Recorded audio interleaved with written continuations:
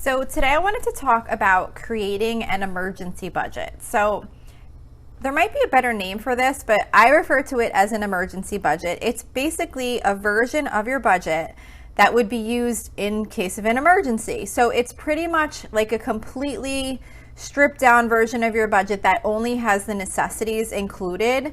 Like all non-essential costs would be taken out of this version of your budget. It's pretty much what you would rely on to determine what your basic needs are and what your only the essential bills that you have to pay are, so that if you were in an emergency situation, you would have a budget to fall back on and not have to, you'd kind of already know like what costs at minimum do you have to cover each week or month or whatever period you're looking at.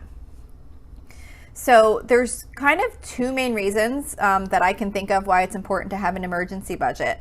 The first one is to generally just to have one so that you can determine how much money you'd want to save in your emergency fund.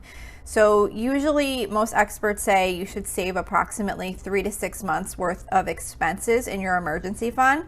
But in order to determine that amount, you need to determine what your monthly expenses are so that you can know how much 3 to 6 months of expenses represents.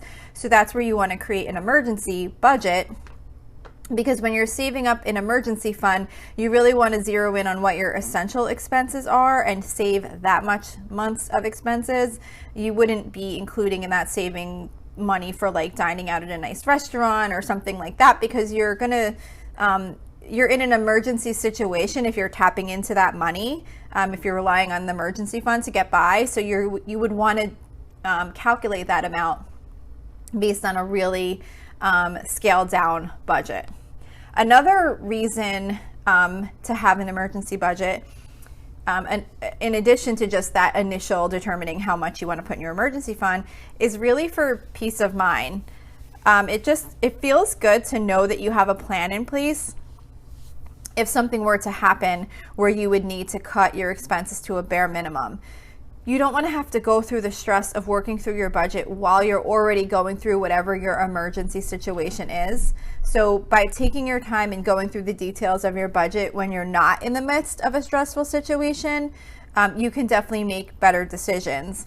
And if the time were to come when you really needed to cut back, you would have a resource to go to so that you could get started on making whatever changes need to be made, rather than being in the middle of that stressful situation and then having to sit there sorting through your budget trying to figure out where you can cut. Another thing to think about when you're creating this emergency budget is to maybe consider listing out what you are cutting from the budget, like in words, kind of like in a list format, so that it's not just you have this version of your regular budget and this version of your emergency budget, but something to kind of quantify what has been taken out. Just because it's a lot easier to just look at a list if you need to start making cuts. It's something you can reference so that you can start pulling back on expenses right away if the need were to come up. So for example, the list might say, call to cancel satellite radio subscription, buy ground coffee to start making coffee at home, change cell phone plan if lower option is available, cancel streaming services, whatever the things are that you've pulled out of your budget and that you would want to start cutting right away.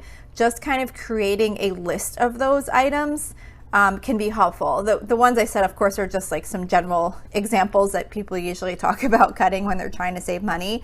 But the whole point is just to kind of have a list that you could just quickly refer to and say, oh, right, I should start cutting out these expenses because, we're having this situation happen right now, rather than having to sit there and compare both versions of your budget and try and figure out what the differences were. And especially considering that some time has probably passed since you created that budget, the emergency version, it's going to be much more time consuming for you to try and figure out what items you had cut out of that budget were. So just having kind of a consolidated list of those areas that you want to go to right away to cut can be really helpful.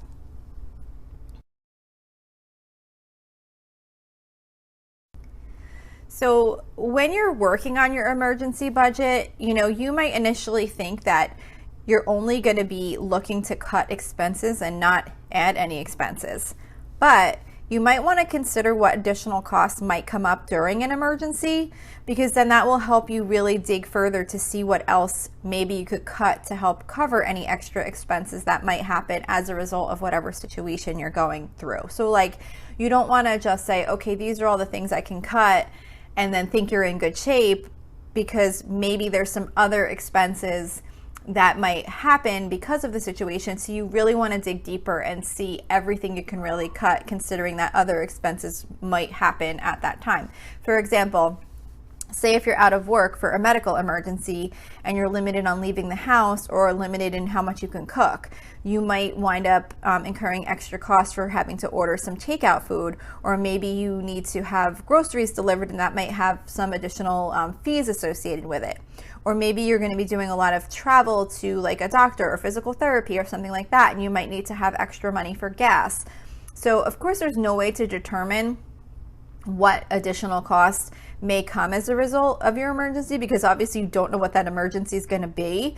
But just considering that there might be some additional costs that happen related to the situation, it'll kind of help you focus on really getting everything out that is non-essential, so that you have a little bit of extra wiggle room in there if you do have some extra expenses that happen at that time. So you might be thinking, if you are already living on a really scaled back budget, that there's nothing more you can cut. So the thing is that if you're barely getting by with your current income and you've already cut everything out of your budget, you may need to consider how to bring in some additional income. That might mean bringing in some income even just for a short period of time, maybe doing like a side job or taking on some overtime, so that you can save up an emergency fund that will cover you for a longer period of time, because you might not really even be able to cut back on your expenses. And you might also want to consider if there is something you could do to boost your income for the longer term if you are living on a budget that is so extremely tight that you feel like you have no room to make any adjustments to that budget. It can be really stressful to know that if an emergency comes up, you don't really have any options for cutting back. So if you can try and maybe consider the ways you might be able to boost your regular income so that you have a little more wiggle room in your budget, that might not necessarily be a quick fix, but it might take some time and planning. But there's usually ways to increase your income over time, even if you have to kind of work at it for a while. But it definitely can be difficult to deal with an emergency situation if you are on such a super tight budget. So some things you might want to look at when you're looking at your budget to see what you would cut to create this emergency version of it. I think groceries are kind of usually the first place most of us go when we need to reduce our budget, but that is a good place to look, because a lot of times there's a lot of flexibility in groceries, maybe switching from name brands to the store brand, or maybe going with some less expensive types of food. You can cut back on expensive meats and maybe go for more like chicken breast versus like ground beef or steak. You can use less meat in each meal. Like this works well with things like soup or sauce or whatever, where the meat isn't like really the main dish. So you can put like a little bit less and still kind of get the same impact of that ingredient. Another thing to kind of look at is how much do you spend on disposable products. So this might not seem significant, but continuously stocking up on paper towels, paper plates, plastic utensils, plastic cups, all that kind of stuff can be really costly. And especially if you have kids that kind of blow through those things like crazy, while that might be convenient in your regular life, it's something to consider cutting when you really need to pull back on expenses. And then of course, maybe you're paying for extra internet speed or unlimited data on your phone. Again, these are definitely nice to have as a convenience, but if they're not really necessary, you might be able to find some savings here. Even if you don't cut your service, you could always try calling to see what offers are available. So I've actually saved money just by checking the current offerings on data plans for my cell phone and then being able to switch to whatever they were currently offering, which happens to be better than what I was paying. They're obviously not going to call you and tell you there's a better deal available. So checking into any of those things Especially if you're in an emergency situation and you haven't checked into them, it might be a good time to take a look. Or even when you're doing that emergency budget, just kind of as a reminder to go check and see where you might be able to save some money just in the regular course of life. Those are things that you might be able to cut back on now so that you don't even have to worry about them in the future. And then, of course, things like vacation savings, gym memberships, expensive wine, streaming services, anything that you might have in your budget that is not a necessity should be considered to see if you can cut those out. Because remember, this is only to get through a rough time. It's a budget that you would be able to live on if you were in a bad financial situation, either through loss of income or maybe you had a major medical bill or whatever the situation may be where you need to rely on that emergency fund and you want to cut your expenses down to the smallest amount possible.